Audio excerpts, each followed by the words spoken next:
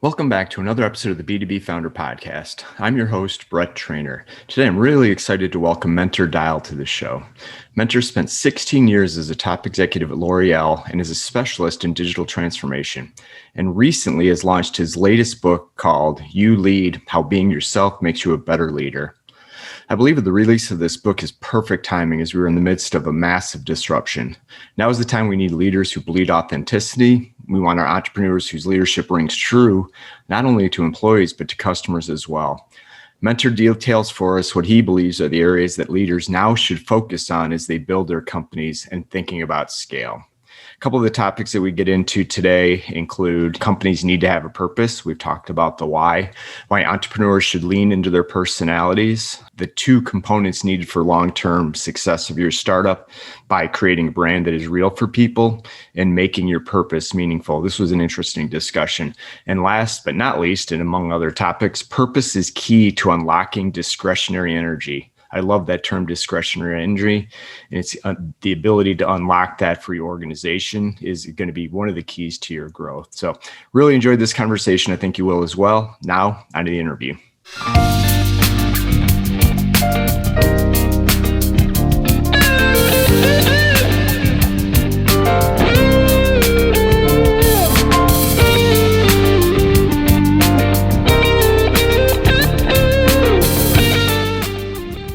Hey, Mentor, welcome to the podcast.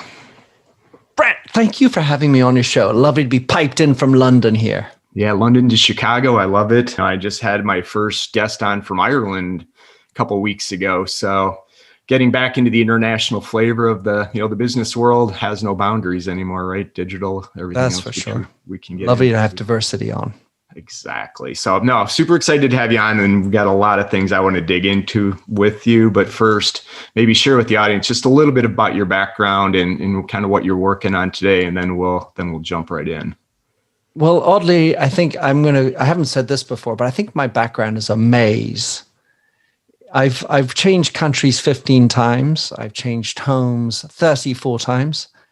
I was born in Belgium to American parents, raised in France, educated in England for 12 years in private schools, and married to a French-Spanish woman, and have kind of learned to get by in 8 languages. And as far as professions is concerned, it's about as chaotic. I studied trilingual literature at university in America, and then I worked in an investment bank. I started the travel agency for musicians.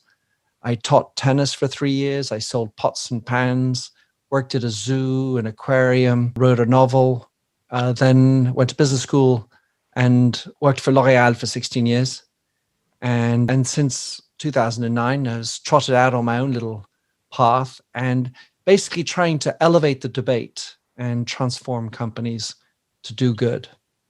Yeah, no, I love it. I think it was kind of a pioneering journey for you, because even looking back at some of what you did at L'Oreal was ahead of its time, if you will, right? Because I think 10 years ago, it was all corporate and business and profits. And there was very few companies that had kind of adopted the I don't want to call mission mindset of what you're doing. But today, I don't know if there's a way. I've come full circle 180 that truly believe that the future companies and high growth companies are all going to be mission driven in some sense. Maybe not changing the world, but you got to get the employees and customers behind it to rally, right? I think that you're so right, Brett. Actually, the issue is it probably still is very unlikely in publicly traded companies to have a real purpose, one that actually bleeds throughout the organization into every part of what you're doing.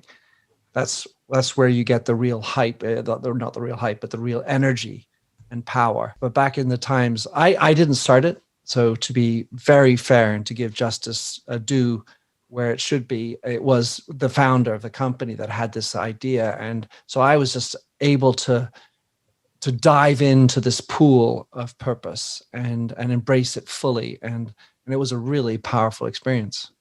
Yeah, no, and it carried through. And, I already took us down a rabbit hole. I was, which isn't uncommon, because what I really wanted to do, because you got a fantastic podcast, but your most recent book, I thought was really interesting. And that's kind of what I wanted to dig into today, because a lot of the audience is either thinking about starting a company, in the early days of starting a company or growing a company. And I think what you had outlined in the book is a blueprint or a checklist of how to think about it as you're starting to scale. Because in the book, you kind of talk about both sides and the positives, the big corporations like L'Oreal, how they are to do it. But when I'm listening to that, because I spent half my career in that world, and just the transformational and the challenge that those companies are going to have to try to pivot to where, if I'm starting a company, I can kind of build this in day one. So maybe before we get into a little bit, why did you write the book, and is it just something that you were passionate about? What was the kind of the tipping point to jump in? Oh, well, so the real story, Brett, is that this book was actually supposed to be my first book. Oh, interesting. And at the time, actually the only book that I had in my idea. When I was 18 years old, Brett, I said, what's going to make for a fulfilled life? And I gave myself 5 objectives. And one of them was to publish a book. So I was like, all right, cool. If I'm going to publish a book, what book do I want to do? And I decided I wanted to write the book of my life. But not like the book about me, Minter's life, but the book about life in general, and maybe the philosophy of life, which includes how to be a person at work. And so that was my initial premise. Okay. How to lead life that allows you to be fulfilled and successful at work, and at that very same time, fulfilling you as a person as well. What does that look like? And so I started by writing the book in 2014. I went off to Dubrovnik in Croatia and spent about 8 days writing around about 3,000 words a day. Wow. And I ended up with a 30,000 word manuscript. I'm like, cool, this is it. I got back home and news that my stepfather had died. Oh, no. So I ended up going to his funeral. At his funeral, talked with my stepbrother. My stepbrother at the time was working at Hershey, and I told him about this story that I've been doing, an heirloom story for the family about my grandfather. And he said, oh, let me see it. So I sent it to him. And 5 days later, I'd returned to London after the funeral. I got an email from a chap in PBS saying, I love your story. I want it on PBS. Oh, boy. Right. So actually, that particular story was reproduced in different formats 3 times.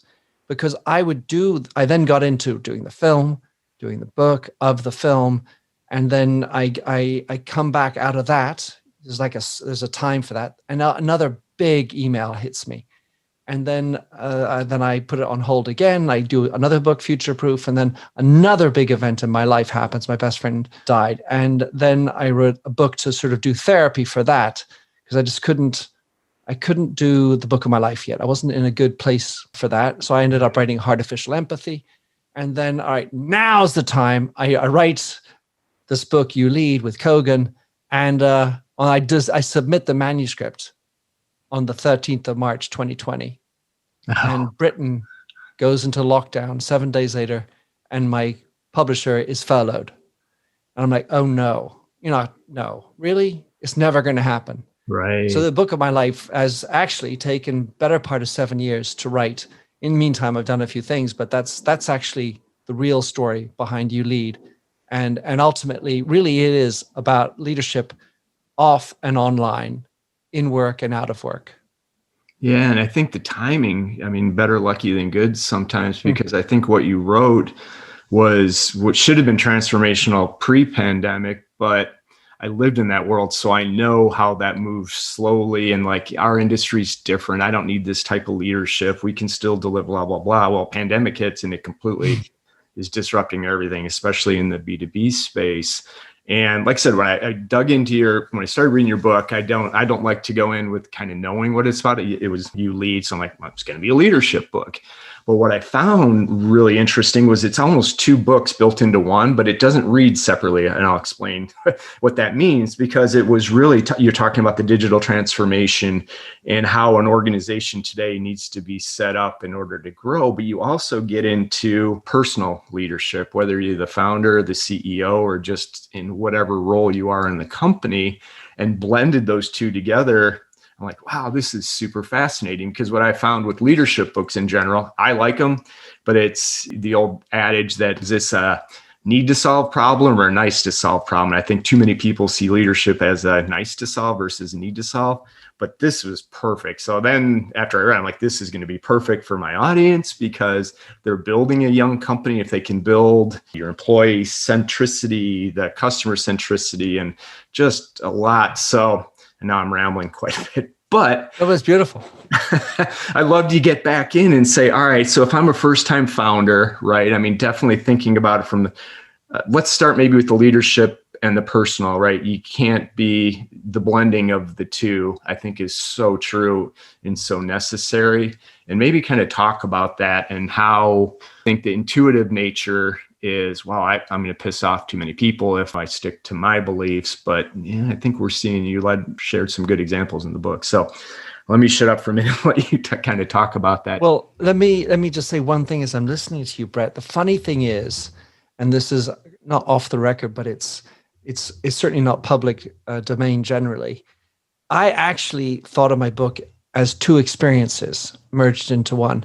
So very much personal and professional, but the little story in my mind, the bird on my shoulder, says the professional story is about running this hair care company around the world.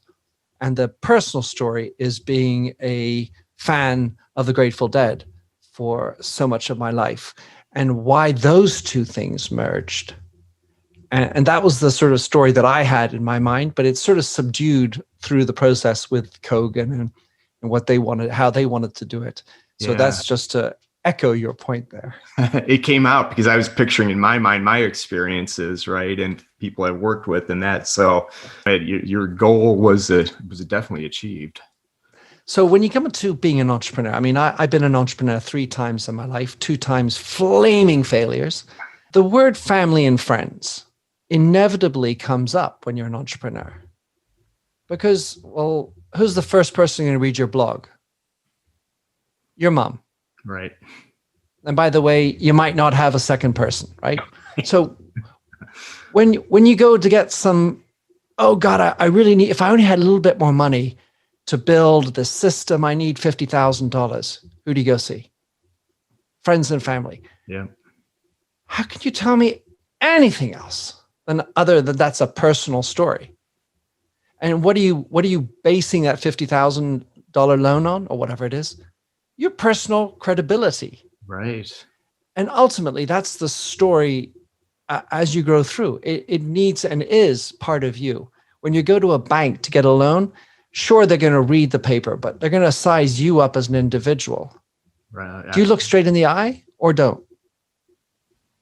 Are you coherent in your communications or not?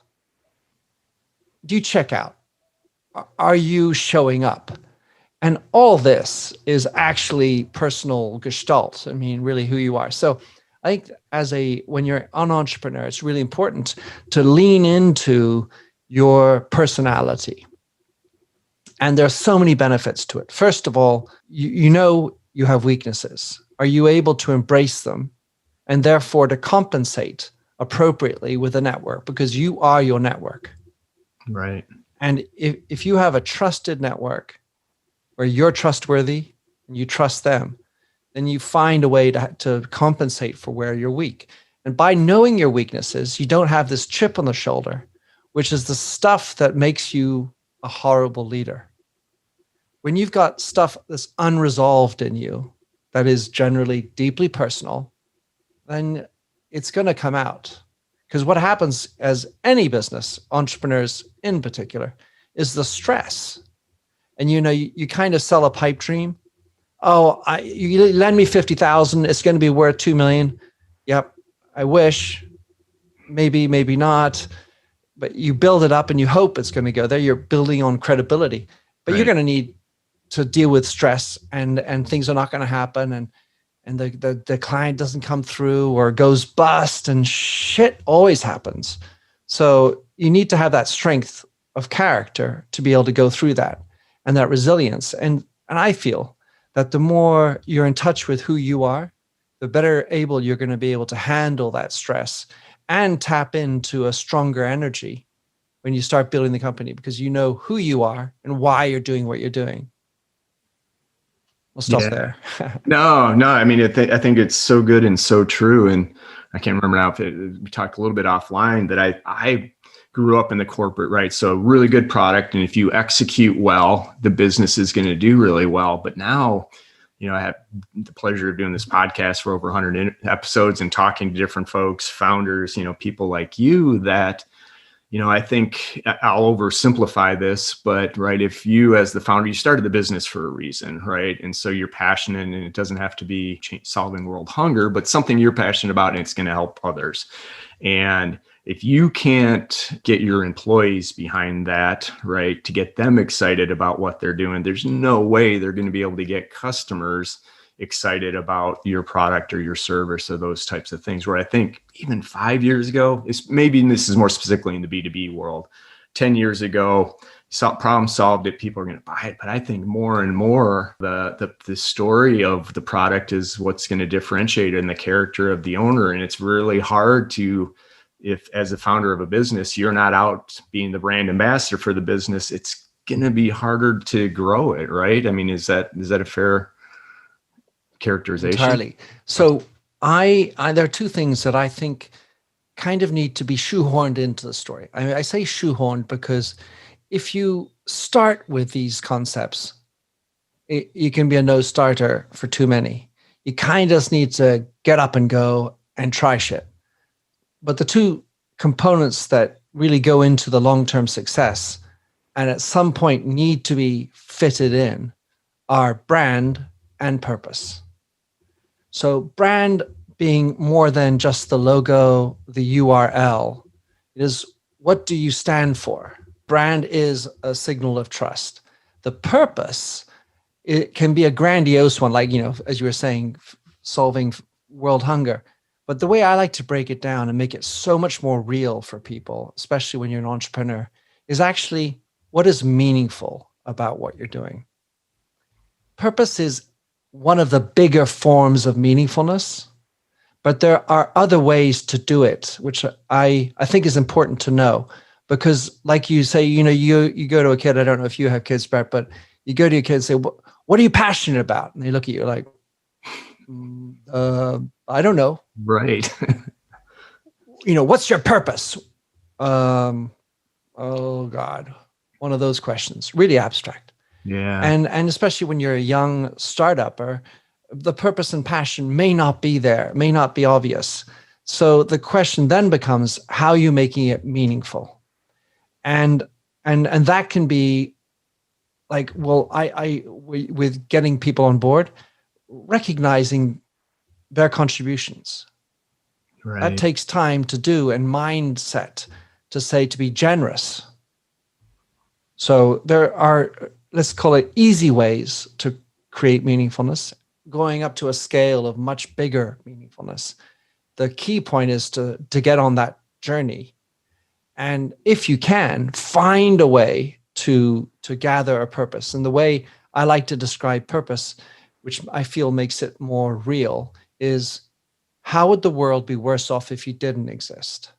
And so it doesn't mean you have to be in something big, but what are you doing that's a value add that the world would be upset about, or your community, the clients or whatever, if it didn't exist? Would you just be replaced by another agency that does basically the same work? Another manufacturer that has basically the same type of good products? Right. Or are you doing something that's different, differentiable, and stands for something that's important? So that's the journey that moves from small, light meaningfulness into bigger meaningfulness and purpose.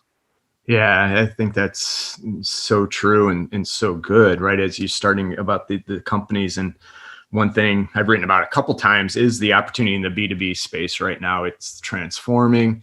Legacy companies that were built more than 10 years ago aren't built to serve, right? In this, they're not digitally centric, they're siloed.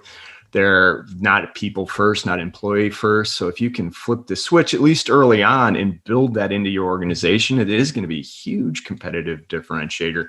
Even if, the way I liken it, if you can provide that type of customer service, not even just service, but the customer experience, which goes with employee experience, with an average product, you're going to win, right? Because people want to work with people, right? human to human, and how they're treated and how their experience is going to probably trump, unless your product's just awful, right? But so many people I still talk to the young founders that are still more focused on the features and benefits of their product as they start to grow. Important, but in this technology, I mean, somebody's going to be able to copy your technology in 3 months if it's good and it's successful. People are going to find it. So I'm tending to go more and more back to the people side of this thing. And I really love how you broke it down, because I do think what's your mission can be so overwhelming. I don't have one. We're not going to succeed, but I'm selling widgets, damn it. Exactly. But the story, I tell this occasionally, sometimes your widget is a plug that goes into an enormous piece of steel that's put on the side of a ship that's transporting containers around the world. Your widget is contributing to world trade. Yeah. And so you can, in any widget, find some kind of purpose. You need to be congruent and have some consistency to what you say. And here's the thing I think is really important about this whole idea of meaningfulness. Until you sort of drink the Kool-Aid, sometimes it's like, whatever. I just got to do what I got to do. Got to get my paycheck in. Here, like you say, it's people. But what is the single most important resource that we have is time. Yes. And so as soon as we mention time, we go to productivity. And we, with the numbers guy ideas like, well, how many widgets can I sell in a minute or do or whatever? That's not the productivity I think that's interesting. I think the interesting thing is the amount of discretionary energy that your people bring to the work. And this is the exciting part, because sometimes you can do the thought in a snap, in a shower, So some things don't take an enormous amount of time. But if you have your neurons firing and you feel enlightened by what you do, and enlightened also brings this notion of, I feel uplifted, then you are jumping out of bed. The team with whom you're working is equally jumping out of bed, and they just can't wait. Oh my God, I've got this great idea. And that fire and vim fires through into the communications, and the other team gets lifted up by it too. And in the matter of micro moments, you've got a big thing going on, because everyone's bringing their extra energy, the discretionary one. The one that goes beyond the, oh, well, I gotta work. Or I do this for a paycheck. Or I think I'm good. Of course everybody thinks they're giving their all. That's generally the good intention effort. But the one that's interesting is when you tap into the discretionary energy. The one says, I want to spend extra hours doing this, not because I need to, or at least I need to because I'm forced to do it, but because I want to do it. And that's where you have a powerful zone. And purpose is the biggest key to unlocking discretionary energy. Yeah, I love that term too. I'm going to use that. I'll definitely credit you with it, but it makes so much sense. You're right, because you get so much energy today. And if it's not into my job, then somebody else is going to get it. So if you can unlock that with your employees, the power to you. And I'm kind of curious from your vantage, kind of tying back to that with the kind of the pandemic. And right now people can say, we're going back to the offices. I am not buying. We're going back to the offices at anywhere near the level that they're at now. Right. So remote workforce. And there was McKinsey or somebody just had a study that showed that, and this may have been pre-pandemic, that in a given office day, but employees' productivity is less than 3 hours. So you assume an 8.5 hour day, 3 hours, maybe even worse. And most of the studies show that your deep flow state and all that deep productive work is maybe max of 3 hours. So if you can unlock that and have them guided towards your company better. So how, again, you wrote this pre-pandemic, but I think there was so much that it was the right future. How do you kind of see that with the remote workforce or distributed workforce and, trying to harnessing that discretionary energy? I love that. All right. So one point that's really important, going back to the type of listener you have, which, as I understand it, are basically startuppers or wanting to build scale. You basically don't have the same type of team as a Unilever or Procter & Gamble, right? You've just got your team, and you've got 6, 10, 20, whatever number of people, And it therefore the magic of discretionary energy when applied to that smaller group is geometrically important. Yes, massive. As opposed to in a large organization where entropy is everywhere. And back to the issues of legacy. I mean, it still has great application in big business, but it's all the more important from a, let's say, a percentage standpoint when you're just a team of 6. Right. So what the issue in, especially as we think about remote, is communication, because the you don't have the informal communications anymore, and the notion of your purpose can quickly become detached from your daily tasks. We're built to perform. We're built to knock off to-do lists and do stuff, but very rarely do we remember to explain why we're doing what we're doing. So as you're doing it, and this is again, there's another thing I try to vie away from, which is being tyrannical about a lot of these nice things to do, like purpose, empathy. You can't have it all the time. Right. Sometimes you just got to do shit, right? You got to buck it up, stiff upper lip, and knuckle down. Okay, fine. Yet, if you can associate the task you're asking someone to do in your team with why you're doing it, and somehow understand that their role in contributing to the purpose is there, then you're going to be able to help tap into that discretionary energy. And when you're working remote, it's not as obvious. So you need to be more intentional about your communications. A nice story I have for you, which I take from the rugby world. And so I interviewed a chap who played for a team called the British and Irish Lions, which is a team that's constituted of the best players in their position from either England, Scotland, Wales, or Ireland. Okay. So these are otherwise your biggest enemies. And you assemble for a tour, and you're, in whatever position you're playing, you're the best of that player basically in the Northern Hemisphere. And then you have to go and you have to fight the big Southern Hemisphere teams, South Africa, Australia, New Zealand. And here's the point. You're now assembled. You're good at what you're doing. You have confidence. Right. You've got 14 other members of your team coming from you, typically your enemies, either a club or another nation. And you have to fight with them. And the captain of the Lions team, for one tour, that was an amazing success. And as it's attributed for one reason. He said, as he gathered the team together before the tour, he said, here's how I roll. First of all, anytime you want to come see me for a beer, I'll never say no. And that means for anything personal. Right. Okay. Secondly, I want you to spend 20% of your time together just shooting the shit, finding out about each other. Instead of practicing drills, looking at tapes and all the other things that make you good at execution. Wow. That's how important he thinks that trust at a personal level is to performance. And so going to this notion of remote work and future of work, you need to be intentional. And that means if I give you 20% time, that means I have to allow you to not do the other things I'm telling you to do for work tasks, down to 80%. So you need to be logical in that. You can't just assume the 20% should come out of your free time. And so you need to be intentional about your communications, especially when you're in a remote work situation. It's very quick for people to dissociate themselves, their work, from why they're doing it. Because, rush, got to do, stress of performance. This has got to get in, client stressed. And sure, sometimes that remains the situation. But whenever you can, remember to do it. Explain why and drill that purpose into everybody.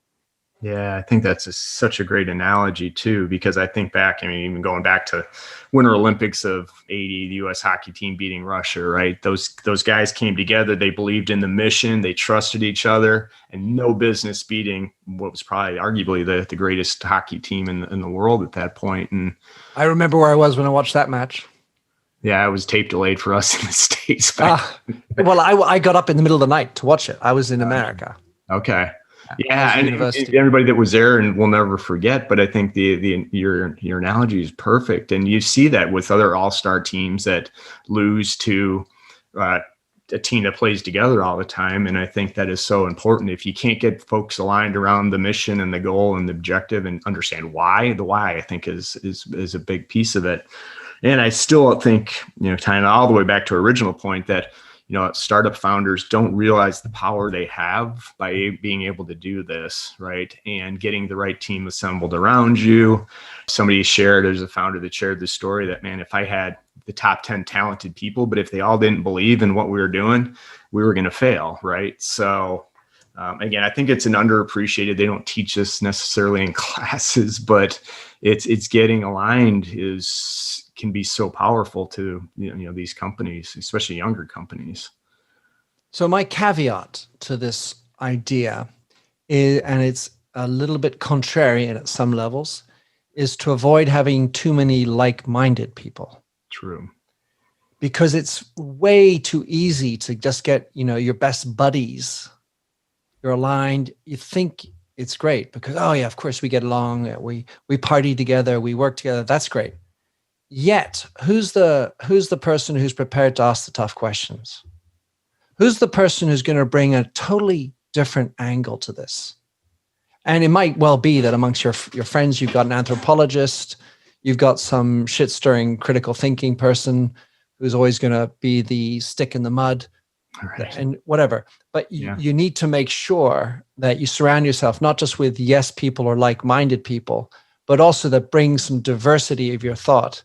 And you need to be intentional about that too. I've seen so many boards of directors that are filled with people who, let's say, believe, but believe too quickly, if you will. Yeah. No, it makes perfect sense.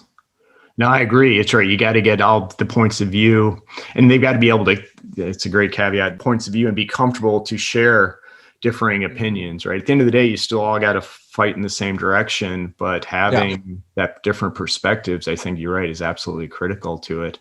Not to a point where it paralyzes a team, right? Right, absolutely. But no, I think that's a great way to. And the issue at some level, like you're saying, is that you need to know and trust that I got your back. So if I'm critical to you at this point, like I just did this caveat kind of feeling, it's not to demean or other, it's with good intention to push back. And that's the goal there is to, and I call it the board of governors approach. So when you're your team, you have a marketing person, a sales person, and a technical person for the sake of argument. Right. The tech person and the sales person ought to have the ability to critique the marketing. And everybody has the ability to participate in the meeting if they've been invited at the same level as the expert. Of course, they don't have the same level, but that feeling of agency and participation and hopefully contribution is really important. Yeah, no, I think it's such a good point. I think you even call that out in the book, where training should have an equal say in the overall. Yeah, exactly. Right. So it makes perfect sense. And I know I can talk to you for another hour. So respectful of your time, man. What else? I know we could even go deeper in the book. Is there a couple other areas or a couple other thoughts you'd have for startups that are thinking about this journey that we haven't touched on? All right. So I mentioned brand, and I think that's a big one. But I haven't really spoken enough about the need to work on who you are, because essentially anybody who's listening to this would be like me back when someone said, "You know who you are?" Yeah, of course I know who I am.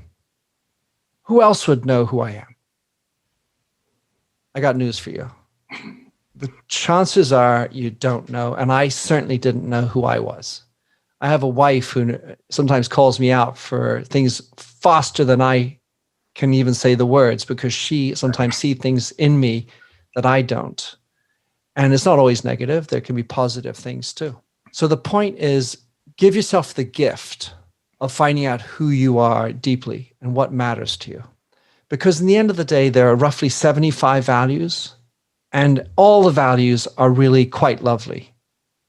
I mean, family, integrity, honesty, perseverance, determination. Oh my gosh, all these are wonderful. Right. But you're going to need to decide who you are and what do you stand for. And so what you need to do is kind of road test some of these ideas that you think you like, but really go down deeper and actually know what you like. So my 3 values are love, courage, and honor. These are the ones that speak to me the most. Sure, I like integrity, honesty. I mean, there's so many others, right? But those are the 3 that I've chosen. And those are my pillars. I'm rock solid on them. But it didn't just come overnight. I worked on this stuff because, like everybody else, I thought, oh, that'd be interesting. But these are the ones that I want to have underpinning me in sleep, in shower, at the dinner table with my family, driving a car, talking with a stranger, and at work. And so this notion of going to find out who you are, it's an amazing journey. And it needs to be honest. It's where you are able to understand your weaknesses and your darker side. The side you just don't want to put on Instagram. Right. The side you generally don't even want to talk about. And you don't need to explain it and tell everybody I'm an axe murderer. However, you need to embrace it and realize it. And it doesn't mean then you accept it. Right. Because if you're an axe murderer, I got news for you. You gotta improve. You got to fix that. Right. So it does, but at least you're aware of it. And by being aware and not putting it in a corner in a cupboard, you then have a chance to improve it. And so the journey of finding out who you are is really critical, because whatever you're doing at work ought to contribute to who you are, but shouldn't define you. Yeah. So when the way I like to frame it is, right, you might not know who you are, but you have a good shot at describing who you want to be, because there's an abstractness to it. You might be 22 years old and you don't know. Okay, that's fine. But imagine yourself, if you're 22, as a 40-year-old. Where are you? Who are you? Who's around you? What are your values? And so imagine having the people that are important to you. It could be your father, your mother, your lover, a child that you haven't had yet. And what would you want them to say about you as a person? And they're not going to say, you're a great CEO. Right. No, you're exactly right. Yeah. They're going to talk about your human qualities. And so if you can visualize the person you want to be, there's actually a chance you might become that person. Because if you don't have a strong, precise vision of who you want to be, there is a very high percentage of chance that you ain't going to get there, because it's not precise and you haven't visualized it.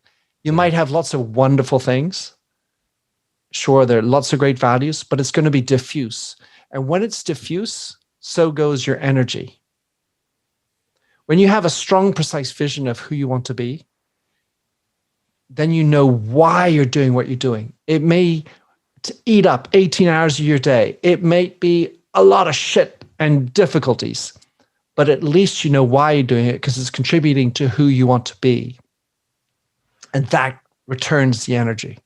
Taps back into that discretionary energy. So that work is right. I mean, it's really important for just about anybody, anywhere. And I know that it's not obvious when you're younger, when you're starting out. You haven't done so many things because experiences forge your thoughts, right? And your beliefs. Right. But giving yourself the gift, it's a real present. And the funny thing is that actually it's about being present with yourself, to understand who you are, what makes your heart tick, what makes your pulse run. Why is it making you run? And feeling all those elements and emotions within you, and not just looking at like I'm a rational, productive person, understanding the foibles in your emotions, your weaknesses and your vulnerabilities, leaning into that. And that is what's going to make you a better leader. Because once you've done it, it's actually much easier to lead other people and allow them to do the same thing. Yeah. And by the way, that's growth. My mentor, a guy called Sam Villa, said, change is for sure. Growth is the option. And what he meant was not professional growth, like in growing the bottom line. It's personal and professional growth. And if you can help people to grow and feel better about themselves, more confident, fuller about themselves, well, what bigger present can you ever give to anybody? Yeah, no, that's actually so powerful. I wish you would have given me this chat about 30 years ago. And even through my own journey, right? It took me to 50 to kind of figure out what made me happy, what I really wanted to do more professionally than necessarily personally. But I'm finding that it intertwines, and better late than never, the way I look at it. And the advice I give my daughters is, man, just don't go through the motions. Life is too short to go through the motions. But the way you just kind of articulated what you want to be, right? It makes so much sense. It seems so simple, but yet I had probably very few people go through that exercise. Just like if you want your company to be this, if you don't have a plan, to your point, you're not going to get there. So if you don't have a personal plan of where you want to be, and it may change, but no, Sure. man, I think that's the next step in my journey is to figure out those that tie it back to the values, right? So I've got generally where I was going, but no, I mean, I thought that's really good. And the way I roll on that, just to tie it up, is you create that vision of who you want to be. That becomes your compass, like a direction. It's not a precise direction because forget perfection, but it becomes your direction. Your values explain why that direction is important to you. And so once you've created that person I want to be, then you've whittled down your values to 3 describable behaviors that define the value in your mind, because innovation for you could mean something completely different for me, and so on. Right. And then when you've done that definition, what are the links? What's the story that connects those values to your vision of who you want to be? And if they're coherent and congruent, then you're onto something. If they're not, you chance to go back to the drawing board, probably mostly about your vision and less about your values. But, nothing's off the board. Right. No, I think that's so good, and perfect way to end this conversation. I almost hate to ask, because I ask every guest, what is one thing they would highly recommend? And if you can top this, then well, I'll ask you. So the thing that comes to mind, and I just was talking about connections, and I've talked about communications. We've talked a little bit about energy. I want to. I feel like there's a book I want to recommend that isn't your daily business book, but it's a book that had there are several that have had profound influences on me, and I certainly liked Michael Pollan's How to Change Your Mind and Being Mortal by Dr. Atul Gawande. I think it's really important to embrace death as well. But the book that I want to recommend is called Lost Connections by an English journalist called Johan Hari. And why is it interesting? Well, first of all, he was a depressed individual. He still is, probably. For 25 years of his life, he was diagnosed depressed. And I think a lot of people are unhappy. I don't need to say you're depressed, but a lot of people are suffering. Sure. And what he offers in his book is how to fight your way out of it. So if you have the pathology, that's one thing. He provides these 7 different ways of reconnecting with yourself, with nature, like putting your hands in the mud and get the dirt under your fingernails. Reconnecting with friends, connecting with strangers. And so pathologic, for the people who have a pathology, that can be interesting. But I think it's super important for the well people too. As connected as we think we are, it feels like there is truly a loneliness epidemic. And the example of the reason why I think that is absolutely the case, I don't have statistics to back it. It changes from country to country, but because very few people listen. Everybody needs to talk. And listening is such a great way to connect. And so I feel like we've disconnected. We need to reconnect with who we are. We need to reconnect with our relative unimportance in this universe. Hence my throwback to Michael Pollan and I guess consciousness at some level. And read this book because it's really great. It's a blueprint for how to get connected, and by being connected, regain energy and purpose. Definitely, I'll add that to the show notes and add it to my growing library of books that I need to read. But no, I think that's some really good advice. And you're right, especially in this. Hopefully, we're still in the pandemic as we're recording this, but hopefully we see this light at the end of the tunnel and people just take a different appreciation through things. So Mentor, thank you so much for doing this. I know there's going to be folks that want to connect with you. I highly recommend your books. Your podcast is good. What's the best place for people to find you and connect with you? Well, my father gave me his father's name, which the subject of the film, of course, as you know. Minter Dial is as yet a rather obscure name. Benefit of that is that it's rather simple to find on Google, minterdial.com. Otherwise, I'm usually on different social at mdial, MDIAL, which I understand is mundial for short in Spanish lingo, but I don't think I'm necessarily the world, but that's another thing. And otherwise, my books are on the usual e-tailers around the world, including bookshop.org, which is supporting independent booktellers. And then my film, The Lost Ring Home, I have a site for that. Also the book, a story of I think real values that I think is necessary in our society. Be showing on Memorial Day on PBS in many places in North America, and otherwise is available VOD on several sites as well.